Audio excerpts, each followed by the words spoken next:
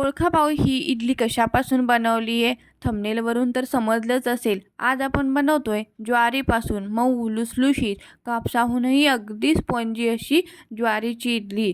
त्यांना भाकरी खायला नाही आवडत ती अगदीच सहज ही इडली खाऊ शकतात. चला तर मग वेळ न घालवता आपण रेसिपीला सुरुवात करूया. नमस्कार, मी रुपालीच रेसिपी मराठी 95 चॅनलमध्ये तुम्हा सर्वांचे स्वागत आहे.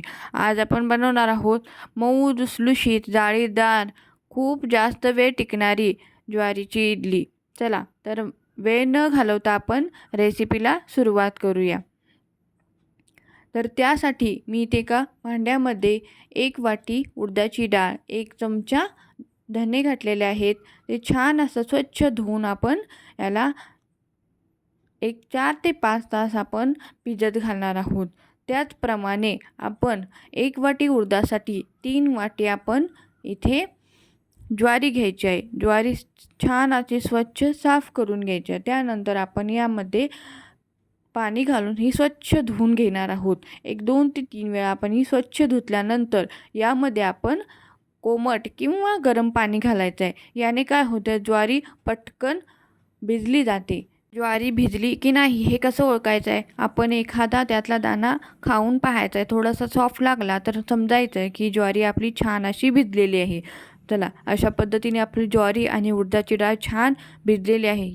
याला आपण आता मिक्सरमध्ये वाटून घेऊयात. त्यासाठी मी इथे पहिल्यांदा 1 वाटी मुरमुरे घातलेले आहेत. खायचे आपण जे नॉर्मल मुरमुरे आहेत प्लेन ते घालणार आहोत.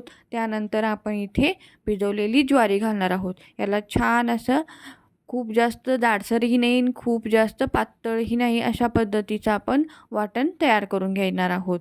हे बघा, अशा पद्धतीने मी बॅचेसमध्ये वाटण तयार करून घेतलेलं आहे. पाणी गरज असेल तरच घाला. खूप जास्त पाणी घालण्याची गरज नाही आहे, कारण इडलीचं बॅटर हे आपल्याला थोडंसं जाडसरच हवं.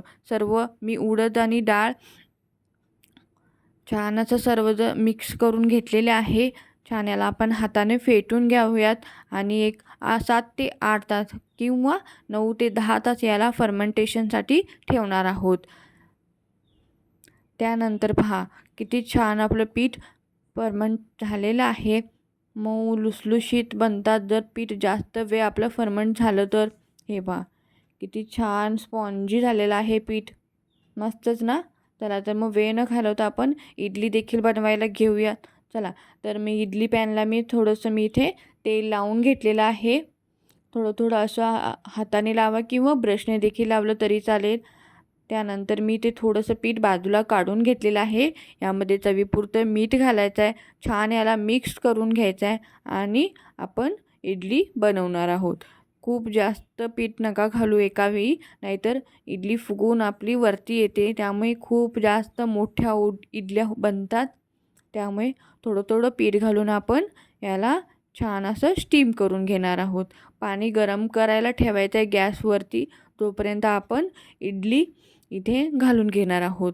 छान पाण्याला उकळी आली की आपण ही इडली स्टँडमध्ये घालणार आहोत. अशा पद्धतीने मी सर्व इडल्या बनवून घेतलेल्या आहेत. तिथे पाण्याला उकळी देखील आलेली आहे आणि आपण ही इडली घालून घेणार आहोत.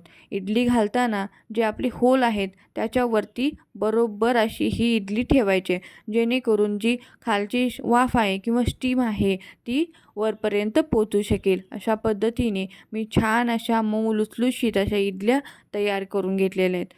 तुम्ही पाहू शकता किती छान जाळी आलेली आहे आणि मऊ लुसलुशीत बनलेल्या आहेत आपल्या इडल्या. ज्यांना डायबिटीज आहे किंवा अगदी लहान मुले देखील ही इडली खूप छान खाऊ शकतात. पचायलाही हलकी आहे आणि पोटभरीचा नाश्ता आहे. एकदा नक्की करून पहा आणि व्हिडिओ आवडल्यास प्लीज चॅनेलला लाईक करा, शेअर करा आणि सबस्क्राईब करायला विसरू नका. तुम्ही ही इडली नारळाच्या चटणीसोबत किंवा लाल चटणीसोबत देखील खाऊ शकता, नाहीतर शेंगदाण्याच्या चटणीसोबत देखील खाऊ शकता. ही पहा किती छान स्पॉन्जी बनली आहे. मस्तच ना. चला, अशाच नवनवीन रेसिपीसाठी रुपालीज रेसिपी 95 चॅनेलला फॉलो करायला आणि सबस्क्राईब करायला अजिबात विसरू नका. अजून कोणकोणत्या रेसिपीज तुम्हाला पाहायला आवडतील आपल्या चॅनेलवर ते कमेंट करून नक्की सांगा. व्हिडिओ आवडल्यास प्लीज चॅनेलला लाईक करायला विसरू नका. धन्यवाद.